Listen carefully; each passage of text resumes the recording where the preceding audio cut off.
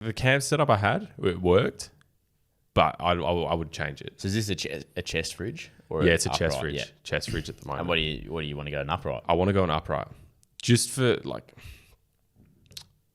Court was getting a bit upset with me because like I would take stuff out of the fridge and not reorganize it. Like, so I've got the eggs at the bottom, yeah? Yeah. So when I take the eggs out and I've put the eggs back, I have to fucking take everything out and then put everything back in. It shits me a bit. Yeah. If I have like an upright fridge, in my mind, it's just like everything's organized. It's all there. You got like, I know a lot of them come with 2 compartments. I've been looking at the Dometic ones. So the Dometic ones look like just cream of the crop from what I can see. But it looks organized. You've got like fridge freezer combo, which I like because you know, a bit of ice cream or something. Freeze something like freeze your chicken or whatever. Yeah. I like that idea of just having the upright fridge, organized there, easy to access, easy to get into, easy to see what you're getting and all that kind of stuff. Maybe that's not the case. I've never had an upright fridge, but from in my head, that's what it seems like.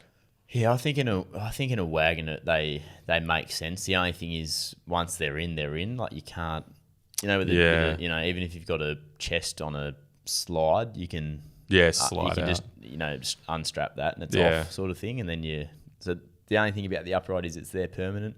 But if you're camping enough and you're just utilising the fridge, say a tradie in a wagon, I don't know how many tradies are in wagons, but like if you're just running that all day, like upright fridge would be. I'd love an upright fridge for the same reasons that you're talking about. It's just once it's in, it's in. Like it's just annoying. See, that's something I haven't thought about. You could unhook it, no worries, but it's just like it'd be annoying, you know.